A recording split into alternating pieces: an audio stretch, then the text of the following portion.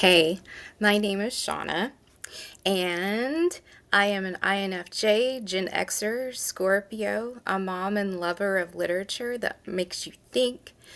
This channel is the INFJ Reads, where I read texts that leave a mark and Bible passages, old poems, bits of memoir, uncommon works of literature, and whatever stirs your soul. So if you have any recommendations, please let me know.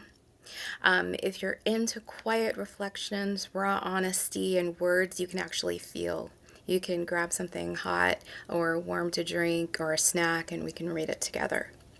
Today I want to share a story from Numbers chapter 11. It's not one we usually hear about, but it's so relative.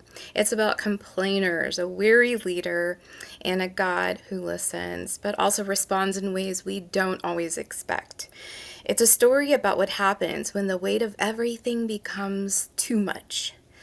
I'll read through this, and I'd love for you just to listen or follow along if you have a Bible nearby, and maybe notice what part of this feels familiar to you right now.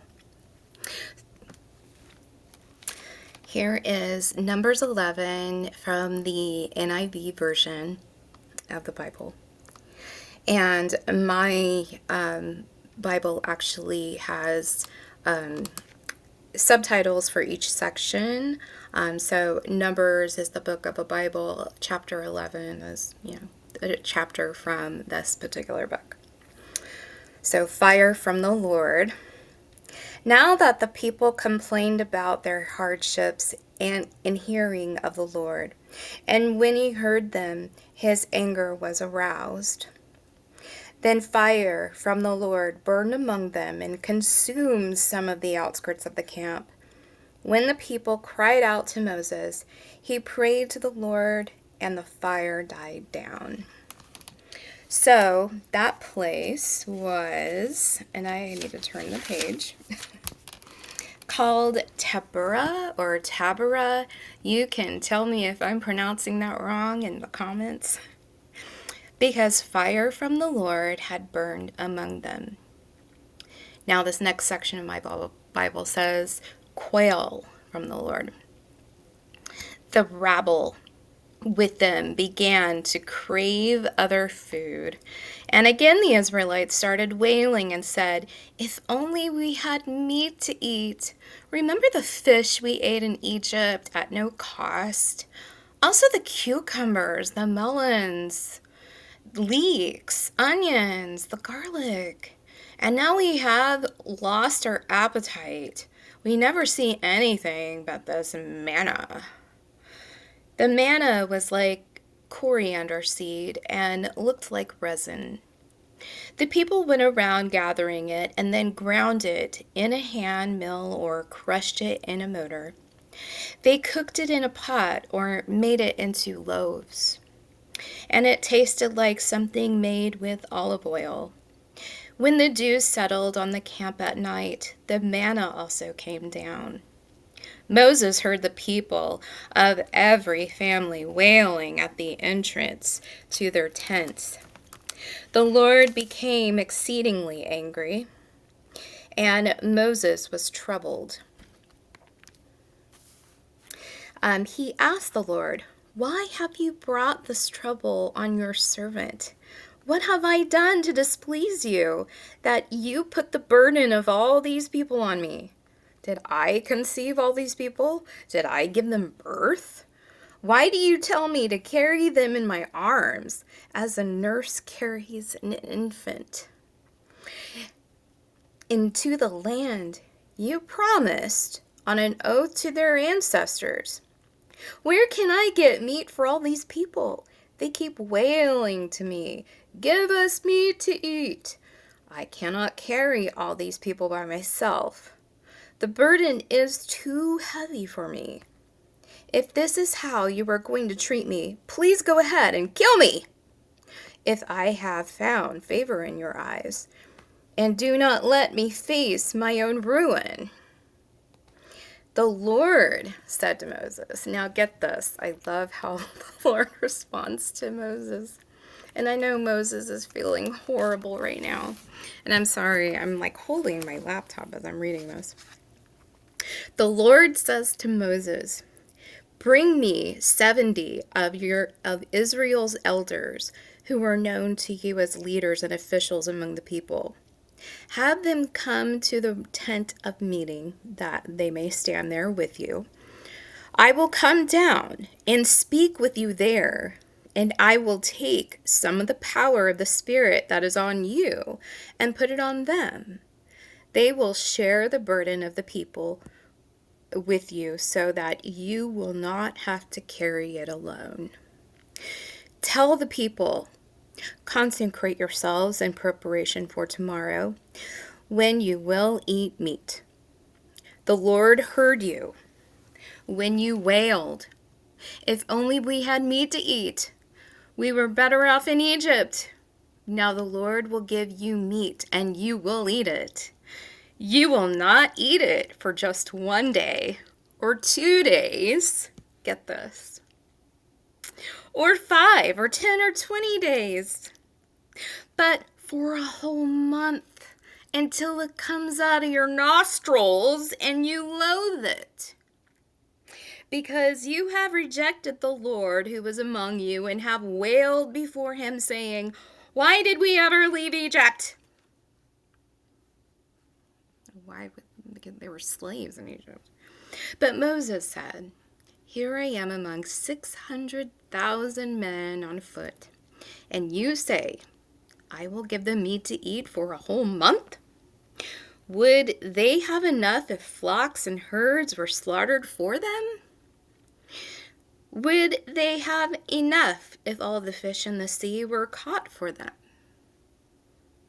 But Moses said," the Lord answered Moses, excuse me, I need to go down to the paragraph.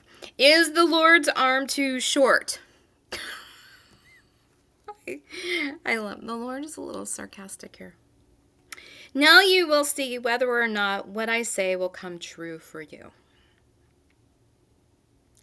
So Moses went out and told the people what the Lord had said. He brought together 70 of the elders and had them stand around the tent. Then the Lord came down in the cloud and spoke with him.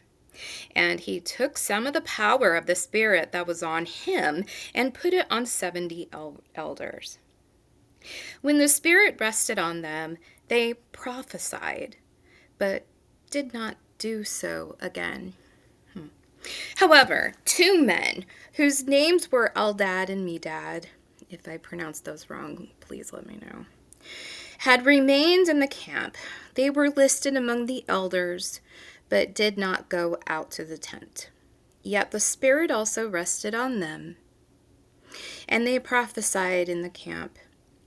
A young man ran and told Moses, "Eldad and Medad are prophesying in the camp." Joshua, son of Nun, who had been Moses' aide since youth, spoke up and said, "Moses, my Lord, stop them." But Moses replied, "Are you jealous for my sake?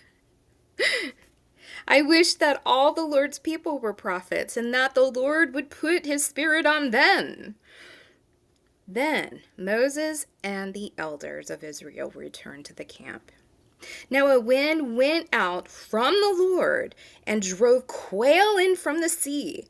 It scattered them up to 2 cubits deep all around the camp, as far as a day's walk in any direction. All that day and night, and all the next day, the people went out and gathered quail. No one gathered less than 10 omers, which in my notes in my Bible says about 1 3/4 tons, or about 1.6 metric tons. Then they spread them out all around the camp. But while the meat was still between their teeth, and before it could be consumed, the anger of the Lord burned against the people, and he struck them with a severe plague. Therefore, the place was named Kibroth Hattaavah, because there they buried the people who had craved other food. From Kibroth Hattaavah, the people traveled to Hazeroth and stayed there, which on foot takes about 1 to 2 days to get to. I looked that up, by the way. And that is it of Numbers 11. And I'm sorry my laptop is like moving around so much. I apologize. I probably should have a desk. But I wanted to read that to you.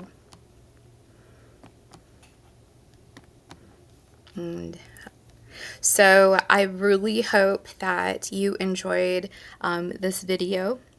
I really hope that something stirred in you, maybe. Maybe you thought about maybe your own complaints or other people who complain.